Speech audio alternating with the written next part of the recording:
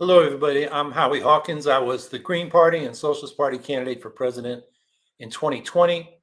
And this podcast, Green Socialist Notes, is about educating and organizing and advocating for the eco-socialist program that Angela Walker and I ran on in 2020.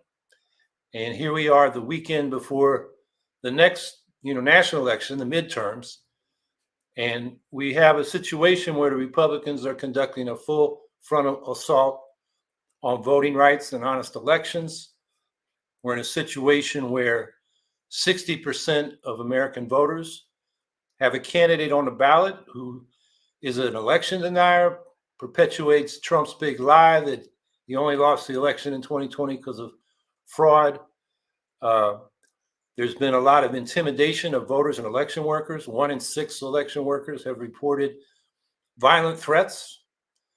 There was a poll out last week that 43% of American voters fear intimidation or violence when they go to the polling place this election. So that's a terrible situation to be in. And of course, we're mad as hell at the Democrats too, because they have not lifted the filibuster in the Senate in order to get voting rights and election protection bills passed that would cut off what the Republicans are doing in the states they control. So there are 20 states, 42 laws have been passed to restrict voting. In many of those states the Republicans control, they've passed legislation that puts partisan Republicans in charge of counting the vote and certifying who won. They're trying to set it up so they can send electors to the Electoral College that support the Republican, even if the Republican loses the popular vote in their states. So we have a democracy crisis going on, and that's why we've been talking about why the Greens need to lead not just on voting rights and honest elections, but also changing the system that systematically excludes political minorities. Whether you're a Democrat in a Republican district or a Republican in a Democratic district or a Green in any district, if your candidate is not the plurality, you get no representation. 95% of state legislative districts, and according to the Cook Political Report in this election, over 92% of House districts are non-competitive. We know who's going to win. It's a majority Republican district. It's a non-competitive one-party district. So you can vote and vote and vote election after election after election, and you're not going to get somebody to represent you. That's why we need to take the lead on voting rights and election protection, because the Democrats aren't doing it. But we also got to change the system to one where in single seat races, like for governor or president or secretary of state, it's a ranked choice vote. So you can vote for who you want without worrying about helping your worst enemy. And then for our legislative bodies, we need proportional representation, which we can do by proportional ranked choice voting from multi-member districts. If we do that, then every party gets its fair and proportional share of representation, and political minorities of any kind are not excluded. So what we have now is basically a two-party system consisting of one-party districts all over the country, and it's not democratic. So here we are. And in most cases, in most of our races, we got a choice between a Democrat and Republican. In fact, in New York, because they changed the ballot access laws, it's the first time since 1872 when only the Democratic and Republican candidates are on the ballot for governor, attorney general, and comptroller. That's because they passed this draconian exclusionary ballot access law in 2020. So I'm running a write-in. If you're in New York, go down the column or the row, depending on how your ballot's configured, and write in Howie Hawkins and Gloria Matera.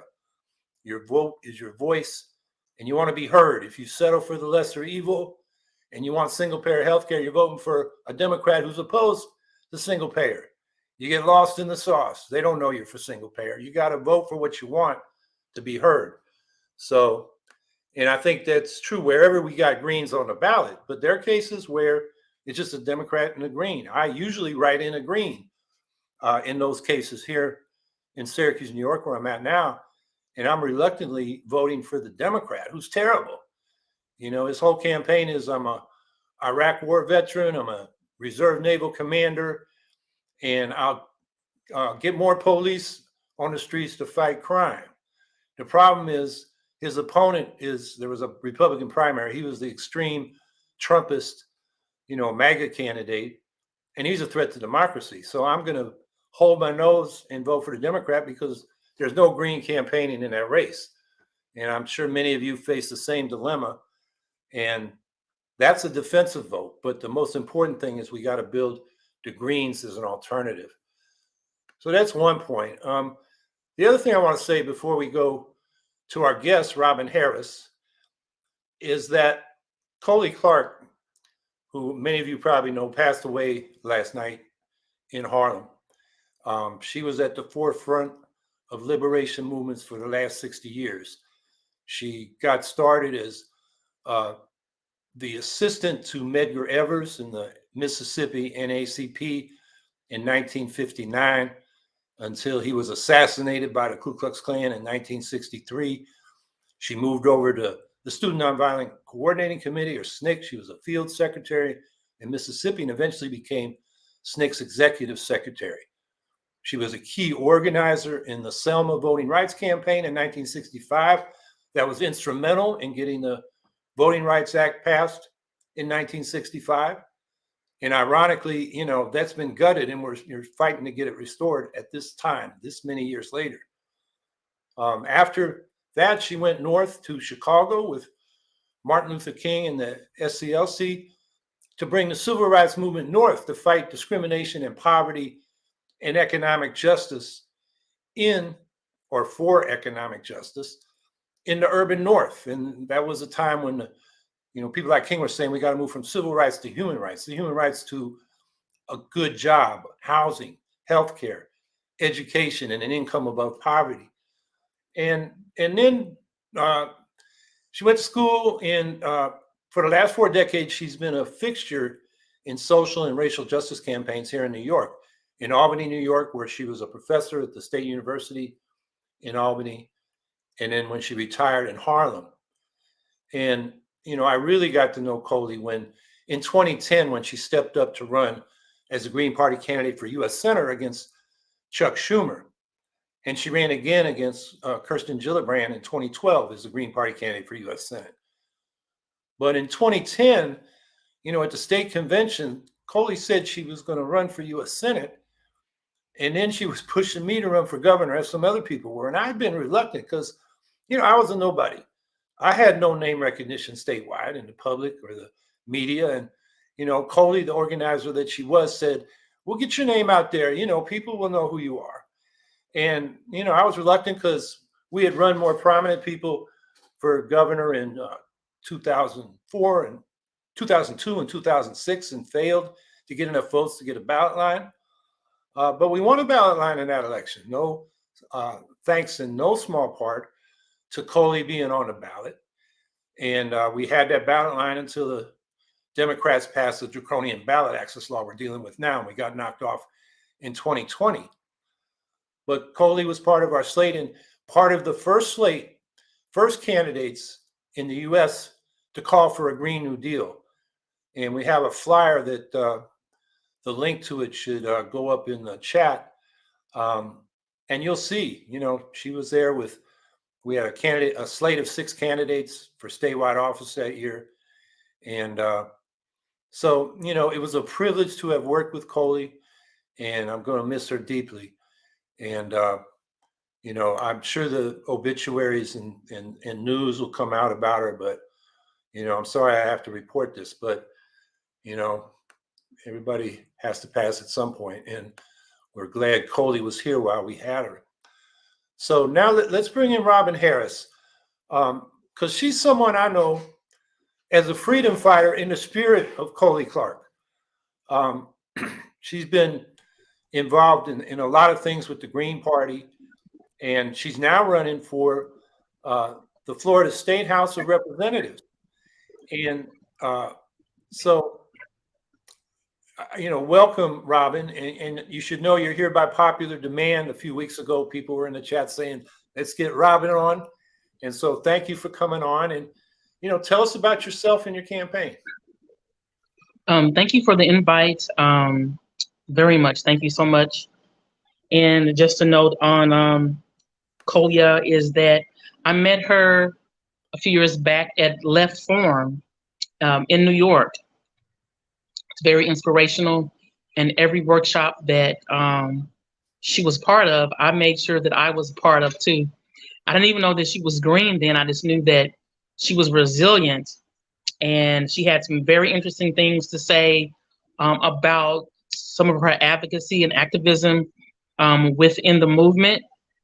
She uncovered some things which I think is, and I was thinking about her not knowing that she was sick. Um, she uncovered some things about some leaders in the movement, about their misogyny and just different things, and how to go about addressing that. And so, which comes to my race, the reason why I was thinking about her, and we say, rest in peace, rest in power to her. So my race, I am running against an opponent who I thought, who presented himself for a couple of years as a friend and as a mentor.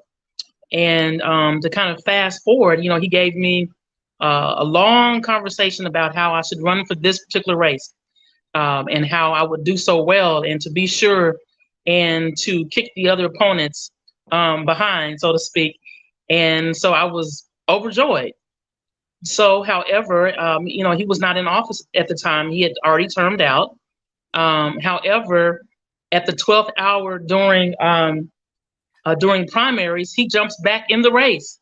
After giving me all this pep talk, he jumps back in the race.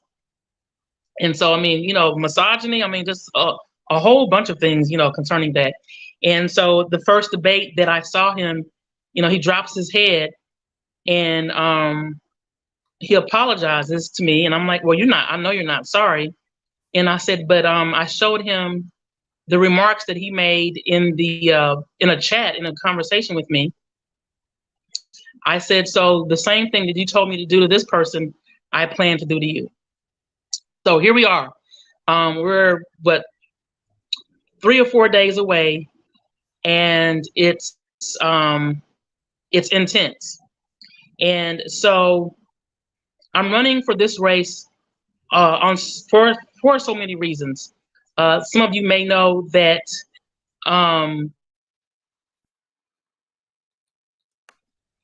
my brother passed away almost a year ago, and upon his deathbed, he began to tell me about all the issues that he was having in the hospital. Long story short, he said, "Sis, I'm not going to make it. I'm going to die, and they've treated me poorly. I don't know whether they're treating me this way because I'm Black, poor, or both, but I need you to fight, and I need you to run for people like us." So here I am, on my brother's cry for help. I'm here, and if you've been following any type of politics in Florida, we're in the midst of one of the worst housing crises that our state has ever faced. Also, environmental issues. I live in a neighborhood where my opponent does not live, even though he says he does. He does not live in this district. But I live in a neighborhood where Hurricane Ian destroyed many homes. This was not the first time. This was the third time that this neighborhood faced it. It wasn't the storm's fault, but it was the weakness and the lies of elected officials that caused this amount of devastation in Orla Vista, Florida. What happened, like in Katrina, in Louisiana, the levees broke. In New Orleans, where the pumps broke here in Orla Vista. And in 2017, they received $11.5 million to restore and fix that infrastructure. And almost 6 years later, it's still not fixed. And 4 minutes away from where I live is complete devastation. The stench and the smell of decay and rot, till this day, almost a month, is still relevant on Ronnie Circle and Hope Circle in the Orla Vista area. So myself and other amazing organizers, my campaign was interrupted because we had to be on the ground for these individuals. So yes, we're running on environmental racism, and we also want to bring back voter and election integrity. And that gets a little sticky here because I think it's Republicans who kind of sound off on election integrity. But because of all of the voting rights and the issues that go on in the South, we have to begin somewhere. And this is time for the Green Party to stand, rebuild, and build up our infrastructure so that we can be the first alternative to the duopoly system, because it has to be eradicated. I would hear people always say, "Oh, you're a third party person. You're going to spoil the race." And guess what? That's what we should be doing. That's what I plan to do, is to spoil it, to ruin it. We need to eradicate this duopoly system and put, as Jill and Howie says, put people over profit and people over politics. So, we still have time for folks to help get me across the finish line. You can go to Robin Harris for Florida. .com, Robin Harris, the number 4 for Florida.com. Make a contribution. We're in it to win it. We've had in this race this past week, and I'm gonna go in a minute. We've had people in this last week. I mean, strong Democrats, legacy families, to stop me and say during early voting, "Ms. Harris, you know that we're Democrat, right?" I'm like, "Yes, I do." Well, listen, we realize we need a change, and we appreciate your messaging. This time around, we didn't vote Democrat, we voted for you. And that's what needs to happen. I believe the Green Party candidates, I believe that we can do it. We just need stronger infrastructure all around the nation. In all of our states, we need to be supported by our states. We are not an embarrassment. We are the future. And so thank you for having me here. And I look forward to great reports from all the candidates all over the nation. Well, it's ironic that they're saying you're spoiling the election and a Democrat. So I'm getting feedback. I don't know why that is, but I mean, it's impossible to spoil a 2-person race. But that's what the Democrats will say anyway.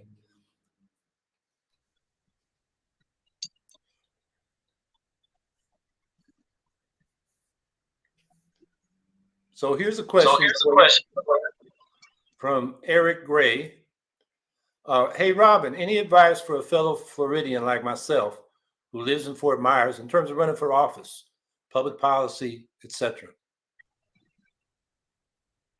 Yeah, Eric, thank you for the question. Do it. Just do it. Don't deliberate. Don't talk yourself out of it.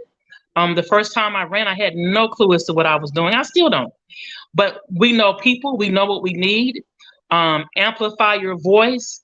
Ask other people in your area or your district, whatever office you're running for. Ask them what they need. Don't tell them what you think they need. Ask them what they need, and allow the voice of the people to amplify and be your guide as to why and to where you're and what you're running for. Yeah, I would just say candidate. I don't know why I'm getting feedback. It's always just my first sentence. Anyway, do you hearing that, Robin? I think you're muted. I hear it a little bit. Yes, just a little bit. Okay. Not sure why that's happening, because it hasn't happened before. But in any case, the thing that Eric asked in terms of public policy. Look, our public policies are popular, and you can figure that out. Where I think we come up short is that when we canvass and go out and talk to people, and Robin's right, you do more listening than you do preaching. But we don't take names. We don't get those people that we think might vote for us, and stay in touch with them, not just during the election, but going forward to build the local Green Party. And you gotta know who's voting for you, so when election day comes around, you can make sure they vote. And that's just like the ABCs of campaigning. But a lot of Greens don't do that, and that's that's something we got to do, because I think we get fewer votes than people really want to vote for us, because we just don't do that basic getting the list of supporters and making sure they vote on election day. And then you got a list you can work with, win or lose, on election day. Here's a question from Robin. Are local residents receptive to your message when you talk to them? have you gotten any good local press coverage? Yeah, thanks for the question, Amy. Thank you for your support. So yeah, they are very receptive. Once, sometimes you have to win them over because they just think, what green? What? Because we're still kind of new in the ears of some people, especially in our Black and brown communities. And when they hear it, when they allow themselves to hear, they're like, oh yeah, I can feel that. Yeah, I got you. So very receptive. My last debate, alongside of my opponent, some people, when I see them out on the streets now, they've echoed, bits of what my platform and the Green Party's platform, and they're like excited about it. So yeah, they're very receptive. Good local press conference. I mean, coverage, not as far as being a candidate. However, I was told, I still haven't heard it. There is an endorsement that I got from, I don't even know, because it says at the end, uh, it's not paid for by the candidate, but I am on. There is an ad for me on a local radio station. It's called The Star 94.5. It's a hip hop station. I don't know who did it, but my friends call me. They're like, "You're on the radio." And the first time I'm like, "No, I'm at home. I'm in bed. I'm not on the radio." No, no, no. We just heard your name, and it's an ad. And so that's about the only type of press conference, because, of course, being third party, they want to try to mute us as much as possible. Preparing for this podcast, I Googled, for media about your race. There's very little coverage at all. And so sometimes it's not a problem that they're not covering the Green Party. They're not covering anybody. And so the only thing people hear are ads. And I don't know, it sounds like there's an independent expenditure promoting you, which is a whole nother problem. We should not have people taking it upon themselves to campaign for us without our coordination, but they can spend money that way if they don't coordinate with us. But in fact, in most cases, and it sounds like not in this case, but in most cases, there's kind of a wink, wink kind of coordination. If you go to major party candidate websites, including the so-called progressives and the squad and whatnot, they have what they call the red box. And the red box describes what they want independent expenditures to do for them. They want to target this demographic with this message.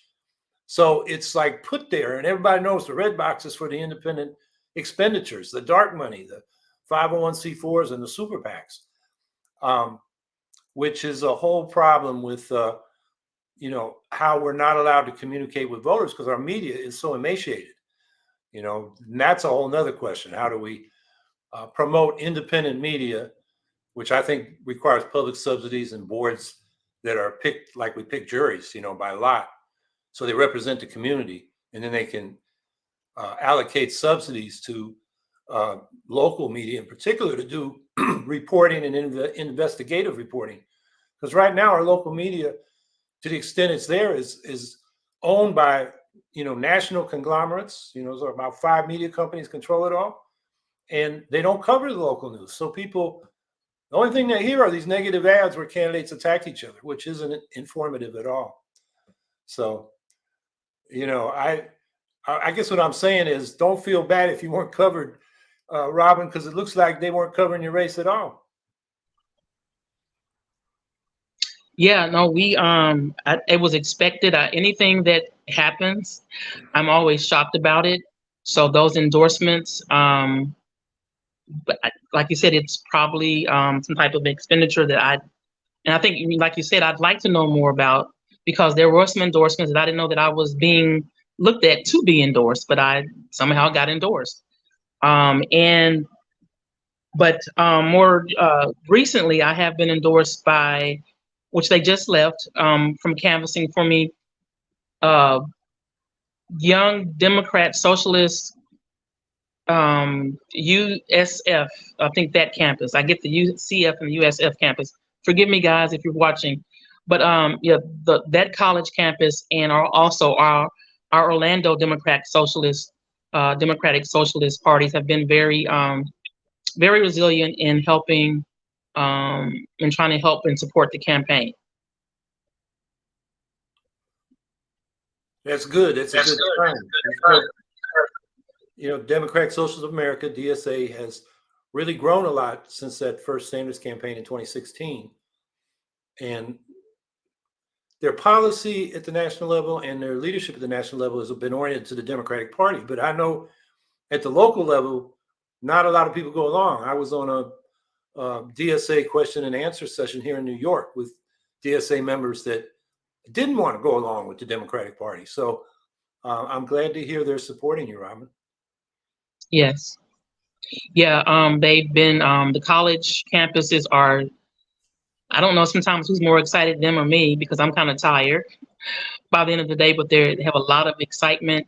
And I'm hoping that um, post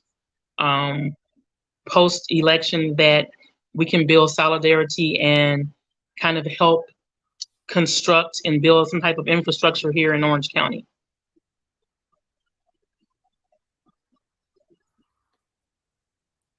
Via email, what issues are resonating with your local voters?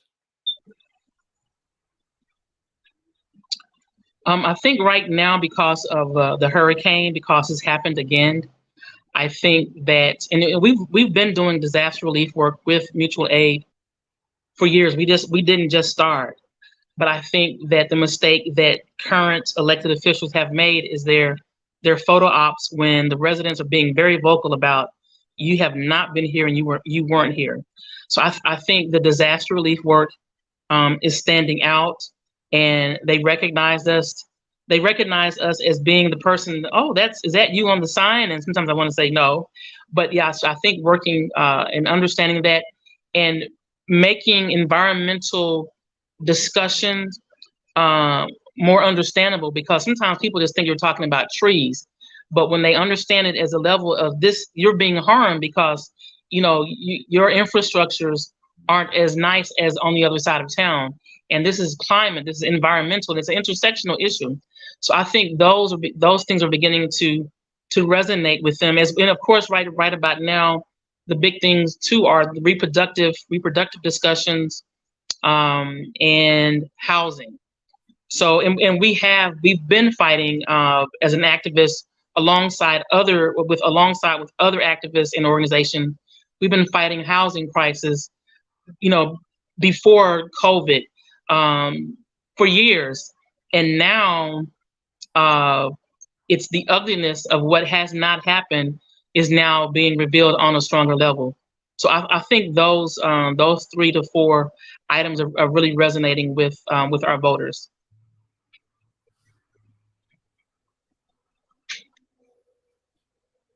Frankie Lee asks, Robin, what are your positions on cops in schools and gentrification?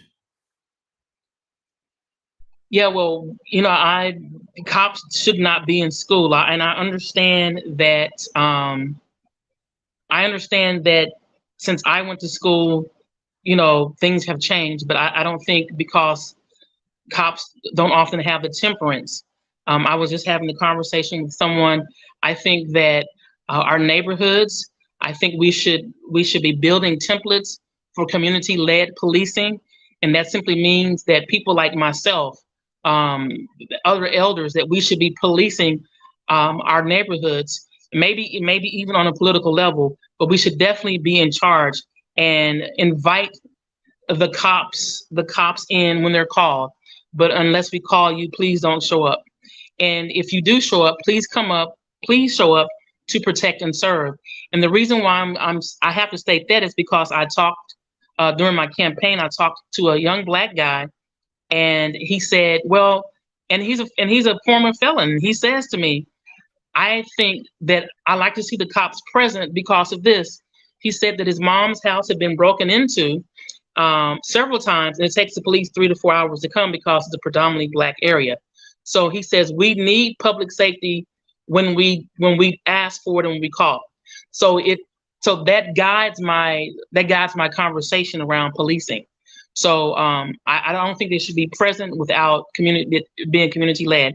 And gentrification, what I'm seeing right now, 4 minutes away from me, is disaster capitalism, which is controlling and leading in gentrification here. We're seeing all types of gentrification.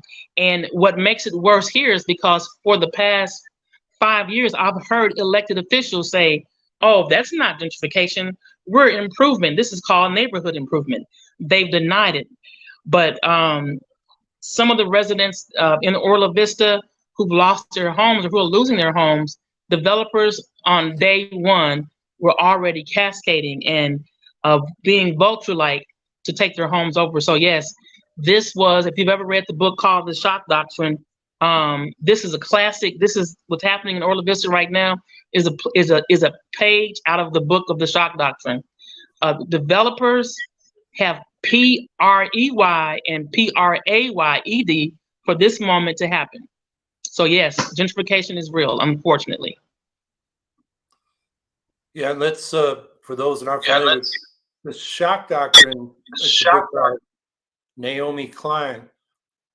She said capitalists like crises because then they can take advantage of people when they're not prepared to defend themselves and impose basically conservative or neoliberal deregulating capitalist policies, or in a case like Robin's talking about, grab up properties while the price is low, jack up the prices for the people who try to come back in and displace the people that aren't affluent. So that's an example of, what the shock doctrine is. Capitalists like crises because they can come in and make a killing, and they aren't there to help. They're there to make money.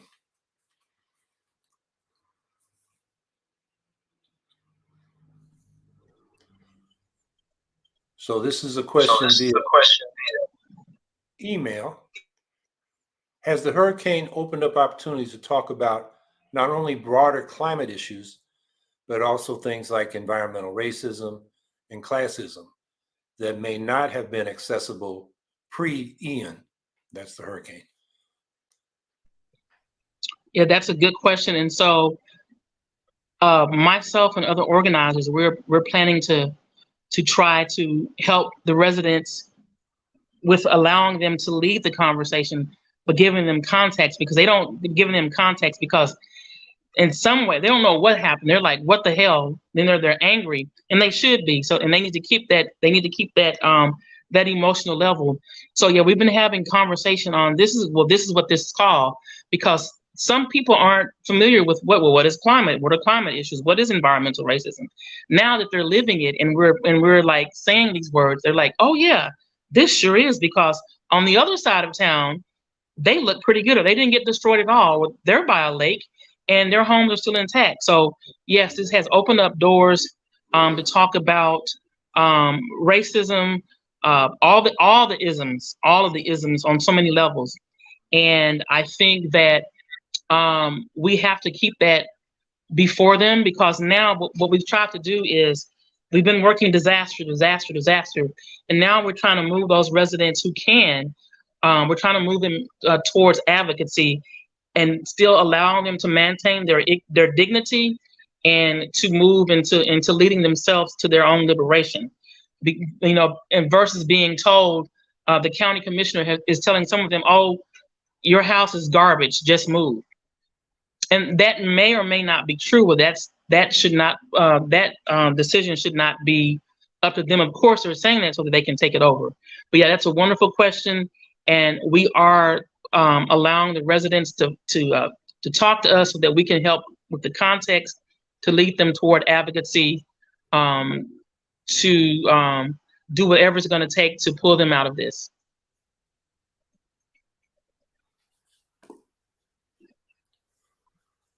I see a question in the chat, which I think will get posted here in a second. Yep. So Gene Pascalides asked, this recent arrests of returning citizens because they were issued a voter card and thought they could vote. Can we sue the state for deception? I think she's referring to people who were felons, lost their voting rights, a referendum passed in Florida that restored them, but they had to pay their fines, and a lot of people voted didn't know about that, and now they're being arrested for so-called voter fraud. So, Robin, can we sue, and what can we do about this? I think you're muted. Of being I was saying I'm not sure if we can sue, but I'm sure there's some advocacy, some legitimate legislative pushback, because it's doing what they're doing. What they're trying to do is discourage the vote. Of course, again, talking to residents, some of them are afraid to vote because they think they're going to go to jail. I think I did read an article where there is going to be some legal pushback, but I don't know exactly what it's called. I'm sure Howie has some better context around that. On the Florida issue, I don't. But yeah, Robin's right. I mean, this is because people that were felons got the right to vote. I mean, it's hard for them to even find out if they owe fines, and they don't know, and so it's a setup. And the DeSantis administration is so mean-spirited. Let me ask a question before another one comes up about. I read in Mother Jones, maybe today or yesterday, about how doctors are freaking out in Florida because DeSantis and his health commissioner have been discouraging people from getting vaccinations. So not just COVID vaccinations, but polio, measles, all the childhood vaccinations. The rates are going way down, and the doctors are freaking out. They're afraid these diseases like polio, which we'd eradicated, are coming back because the anti-vaccine message has reached a lot of people. And it also talks in that article about how the anti-vax right-wingers have targeted the Black community with a lot of misinformation. And so a lot of people in the Black community are worried that, they really think that vaccines are targeted at hurting them. So I'm wondering how that issue is playing out in your campaign and in Florida. Well, one thing that we've tried to, because there's so much debate on both sides, and I have tried to stay not so much in the middle, but I've tried to keep pressing the quality health care, because if we've had better health care here in Florida, there's some positions that we would not be in the first place. COVID. Naomi Klein has also pointed out COVID-19 capitalism, and it's true. So many things have been and people have been taken advantage of in this situation. So I think that for me, if we were to on both sides direct our focus towards a better healthcare system, some of these issues wouldn't be happening. I think it's to throw the focus off of better healthcare and proper healthcare, or what I like to call is healthcare justice.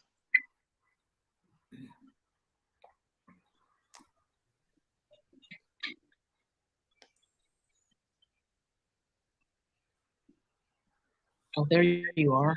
Here we go. Chronicles of Lucy. Can Greens in Florida advocate for those fines to be waived? Yeah, absolutely. I think it's going to have to be a combined effort of because it's going to take numbers again to push back. And there is I think FRCC is the name, Florida Rights Coalition. I think, I'm not sure where they are because they've been very quiet lately, which concerns me. But I think that I think if we can build an infrastructure around that and the numbers, advocacy is definitely possible. And we have to find attorneys and lawyers who aren't already in bed with the powers to be, because I think a lot of this was a failure upon the Democrats' part as well. And we were kind of warned that something that this was not, and I'm not saying that we should go back. I'm not saying that, but we were kind of warned that there was going to be issues with this, and the loopholes were found. And so, but I do think that a combined effort of folks on the same page, I think we can definitely fight for them to be waived.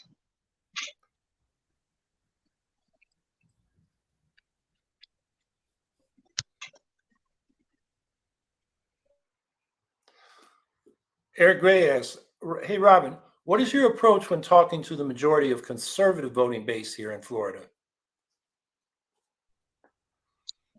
Well, good question. I had I did a campaign and I used robocall.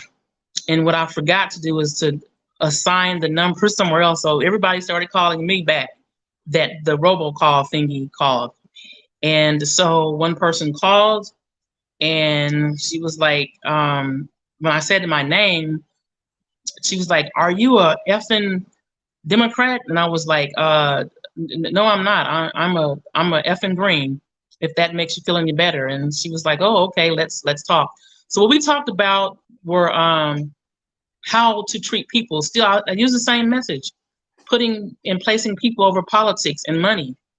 And she could identify with that. I used this situation with the hurricane. And also, what I always say to people is that if you are ill or if you're dying, I'm not going to ask you what your political affiliation is. I want you to get better and I want to help you. And that's what our focus should be. And trying to find some commonality has seemed to be to win some of the more conservative voters over. At least they tell me they're going to vote for me. I mean, I don't know if that's true or not, but the conversations that I've had via phone, when we talk about that, the commonality, basic human rights and needs being met, that seems to be what wins them over to from a very rough conversation to a very nice conversation and to win the vote. And we'll see. Yeah, I would affirm what Robin is saying. Ralph Nader's been making that same argument that you get beyond the labels and talk about the concrete policies and what people and families need. It's a lot more agreement than we think.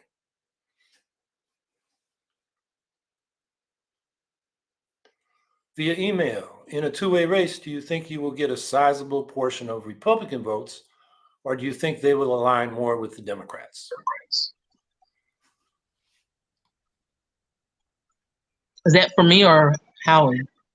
You're in the two-way race.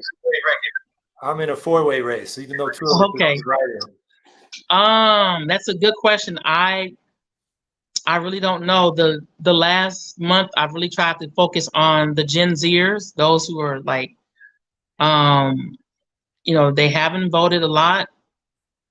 I have tried to appeal. I don't know, because I would say that most organizations that I have worked with, that I have a record of doing advocacy with, they're Democrats. So I don't know. I think that it may end up being a mixture, but I don't know, because a lot of the Democrats have tried to give me private love, which means, oh, they'll support me in the inbox, but they haven't endorsed me, or they won't publicly say that they support me. And so I don't like that. And so I've called it out. So it's kind of hard to say.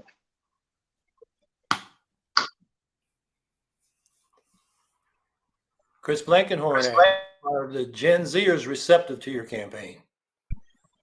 Yes.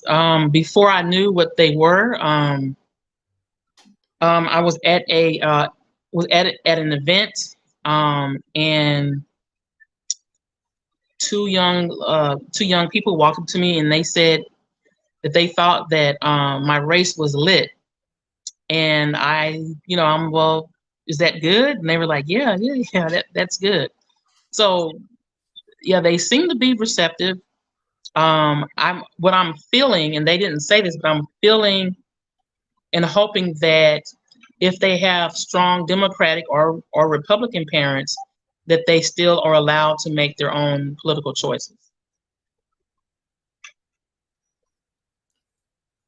There's an issue of misogyny. I know from campaigning, too many women are still saying, I'm going to ask my husband before I vote.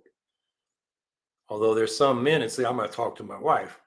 But it's more often the woman that defers to the man, and also too many defer to their pastor. And this is across the board in the Black community and the white community. And a lot of these churches are getting political in violation of their tax exempt status. Robin and I were on a call. I think we were on the same call with Matt Ho. The question of, where did it come up? Should the church? Oh no, there's a debate I have with the Libertarian candidate here in New York, and they asked, should the churches be taxed? And both the Green and the Libertarian agreed on that one. Yeah, the fire department and the water department and the police department are serving your property. So no free riders. Churches should pay too. But I don't know if that's come up in your campaign, but it came up in mine.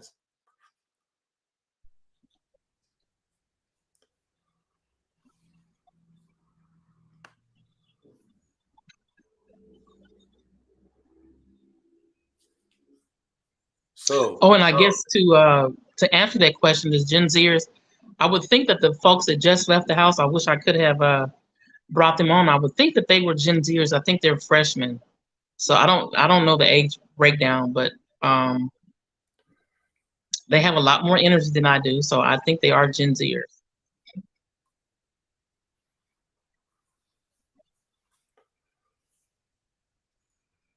Here's a question via email. Oh no, we already answered that one. Here's the next one from email. How are you transitioning support from your campaign to the Green Party long term? How can we use campaigns to grow the party? Yeah, that's a loaded question, because I'm frankly disappointed in our state. It's a sticky situation, because we're kind of small in numbers, but we have to have stronger infrastructures that will support our candidates. Our states have to not be shy about spending money on candidates. Unfortunately, I mean, it's great to be grassroots, yes, and we don't take corporate money, yes, but we have to, in order for us to be competitive, in order for us to show up, we sometimes have to spend money. We don't need to spend millions and millions, but we're going to have to build a stronger infrastructure for our candidates, for our local, states, and even our presidential candidates to be able to be effective. And I think that, with that in mind, that helps to grow the party, because it also takes us back to, how can we appeal? Who are we appealing to? We have to be able to attract and keep Black and brown people, Indigenous people, Gen Zers, just everyone across the spectrum. And if we're not doing that, we're not going to grow.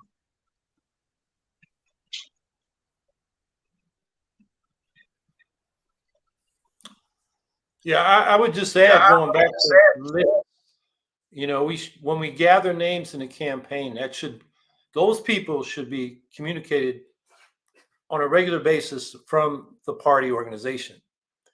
And then, as far as money goes, are we serious? I mean, we're not serious if we think we can do this without any money. We're just not serious. I mean, why do we even bother? And I think there's a real opportunity, because parties in America are memberless. You don't become a member of the Democratic or Republican Party, agree to a set of principles, go to local meetings, hash things out, decide what you're going to do. You're just registered in the party. You get to vote in the primary. And if you're activist, you get on a county committee, you get to decide on nominations. But there's not a membership. It's a very top-down elitist structure. Unfortunately, the Greens at the national level kind of copied that. But a lot of state parties are becoming membership parties. And I think that's what we need to do. A mass membership party can fund a real opposition. It was an invention of the left. That's how the workers' parties in Europe they were fighting for the vote in the 19th century, the 1800s and into the early 20th century. And to compete with the top-down elitist funded, conservative parties, they had to pool their money, just like they do in labor unions. And we know this can be done. I mean, unions, which, a lot of us pay dues into, they have like $6 billion a year to work, on these issues. And then we've seen how Bernie Sanders and AOC have raised, tens of millions of dollars, competitive numbers, not as much as the top candidates who get all this super PAC, billionaire money, but enough to compete. And we just need to institutionalize that into a Green Party with a mass membership that's paying dues and agrees with our principles. And what I'm saying is, I think it can be done. But as Robin is saying, we got to have the infrastructure to do it. Keeping track of mailing lists, having them in a database, keeping that up to date, making sure the mailings get out. We can't do that all with volunteer labor, because most of us are working people and we got enough on our hands. We need to be able to pay a few people to do those kind of things consistently, and we can expect them to do it because we're paying them. So I think Robin's right. We got to build up the infrastructure so we can build upon our electoral campaigns and our issue campaigns and just keep growing.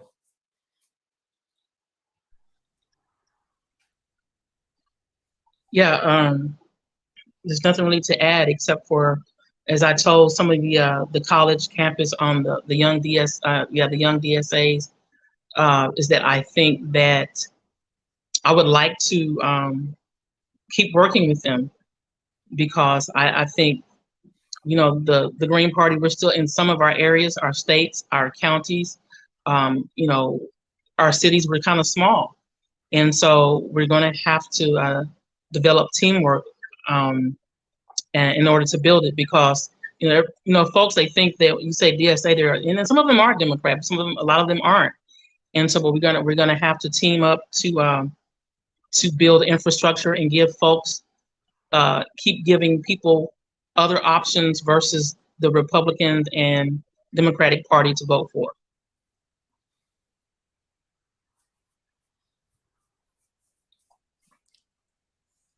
So I think a question was via email.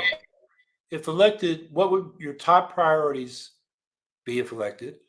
How would you use your office to help your community? Yeah, that's both of us, right? I can answer, but you're the guest, so let you go first.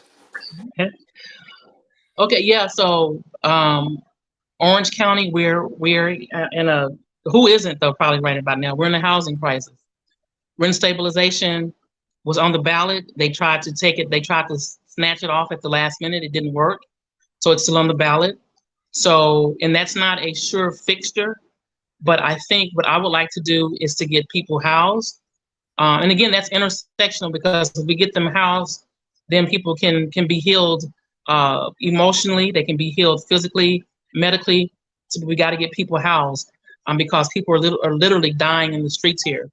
So I think housing, medical, and I do have reparations on my platform, but that's, most people like, oh my, HR 40 is still just kind of sitting there on the federal level. But there's the word reparations itself means repair. So there is an overflowing amount of things that can be repaired. And in my office, I will have access to various grants. And so what maybe I can't do in Tallahassee, which is our state capital, I'm going to fight to do it on the ground with the people, because all we need is a voice. All we need is access. And so I would like to use my voice to gain access to housing justice, as well as medical justice. And there's so many things underneath that. But I think right now, because housing is so scarce, so they say, because Florida has about 1.9 million empty and vacant homes that they're not using. So I want to bust the hell out of those doors and put people in it. Well, if I'm elected governor running a write-in campaign, I'm going to have a hell of a mandate, and the legislature is going to have to pay attention. It's not likely, but my top priorities would be an inclusive democracy. So we got to get a fair ballot access law passed. And I think the first thing we can do for ranked choice voting and proportional representation is get a bill passed that will set up ranked choice voting for all the statewide elections. governor, lieutenant governor's a ticket, comptroller, attorney general, the U.S. senators, and president. I think we can get that done in my first term. And then we have two other themes beside an inclusive multi-party democracy: the real Green New Deal, an eco-socialist Green New Deal, mostly done through the public sector to get to 100% clean energy and zero emissions in 10 years. And that involves a public power system, much more investment in control of public transportation, probably some public enterprise and manufacturing areas so we can transition the dirtiest industries like cement and steel. And then the third theme is an economic bill of rights. So everybody has a decent living. We end poverty with a guaranteed minimum income built into the progressive income tax. So if your income is below the poverty level, which should be higher than it is now, you get a check every month to bring you up above poverty. Universal public health care, starting with insurance, social insurance, or health insurance, which we have a bill for, but going beyond that to a fully socialized medical state health service under community control from elected health boards. Affordable housing, we got to build out public housing from less than 1% of the units to more like 20 or 30%. So everybody has an affordable option, and the private market has to compete with those lower cost public units. And then lifelong public education, from universal childcare through the schools and other public institutions like public housing to tuition-free public college. Those are our issues in a short list. And if I was to be elected by a write-in vote, I think the legislature, we get their attention, and I think we could get a lot of that done. So write in Howie Hawkins and Gloria Matera.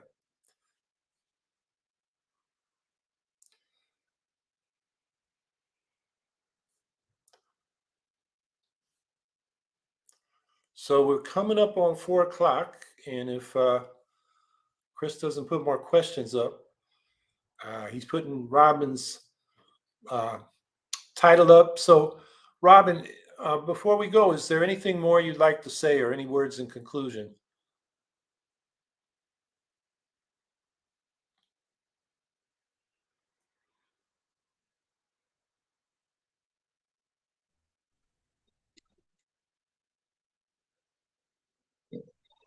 Okay, can you hear me now? Yeah. I think something you kind of said is we've got to be serious, Greens, about running. This is why we exist. This is why while we're here. We're here to reconstruct, to rebuild, to repair, to tear down, and to bring about new paradigms for political, for politics, for a whole new leadership. And so when candidates come to run, we must support them. We're taking a lot of risks to run because it's difficult, because everyone hasn't heard the message. Everyone is hesitant. A lot of people are still hesitant about, folks, if you're not Republican or Democrat. So we need support. The Green Party, we are a political party comprised of various types of people, but we are a political party trying to run a political revolution. So please keep that in mind and support us. Again, Howie and Chris, thank you for having me on. Well, thank you, Robin, for coming on. And I think everybody listening, what to do, because Tuesday's election day, although in most of our states there's early voting going on, so there's no excuse not to vote. And although, some people say it doesn't make a difference, it does. Even though I described how the single member district winner-take-all system is rigged to exclude minorities, your vote is still your voice, and you can make yourself heard. I've often told about how I got 5% of the vote running for governor in 2014, which, you could say I lost in a landslide, but it was also the most votes for any progressive third party in 100 years. And Governor Cuomo had wanted to run up the vote, get ready to run for president. Wanted to get more than his daddy, Mario Cuomo, ever got, more than he got when he was first elected in 2010, and he got less. So to compete for that 5% of the votes we got, he adopted positions he had never supported before, like a ban on fracking, a $15 minimum wage, and paid family leave. So, if you, as I often say, if you vote for what you don't want, as the lesser evil, you get lost in the sauce because nobody knows you're for a Green New Deal or Medicare for all. Vote for what you want, be heard, don't be silenced. It does make a difference. It's not the only thing we have to do, but it's what you got to do right now because the election ends on Tuesday. So get out and vote, everybody, and I'm sure you'll make the right decisions. Last thing I'll say is I'll be back on tonight. I can't remember the time. It's 7 or 8 with the Socialist Party USA in a webinar about the UPS Teamsters contract, which expires on July 31st. There's a lot of talk. There's the webinar link on the chat. I'm gonna be on with Joe Allen, who's written a book about UPS. He was a Teamster for a while at UPS as well. That contract expires July 31st. It's the largest contract in the private sector with workers, over 350,000 workers. If they go out on strike, it's gonna have a big impact, like the UPS strike the Teamsters did in '97, which is really the only big labor victory we had in big labor. From 1970 through the rest, really up until now. So this is could be a big deal, and we're going to talk about what the issues are in the contract and how people might organize in support of the Teamsters or even become a Teamster. I can tell you, if you want to get a job at UPS right now, they're having a lot of turnover. It's hard work, but if you want to get involved in this fight, and most of the contracts, you get decent health care, which is not easy to come by. So I'll talk more about that tonight. So anyway, that's also coming up. And once again, Robin, thanks for being here. Thanks to everybody for listening. And we'll be back next Saturday, probably to look at the elections and figure out why I'm getting some feedback, because we've never had that problem before, but we'll get it fixed. So good to see you, Robin, and have a good week, everybody. Thank you, everyone.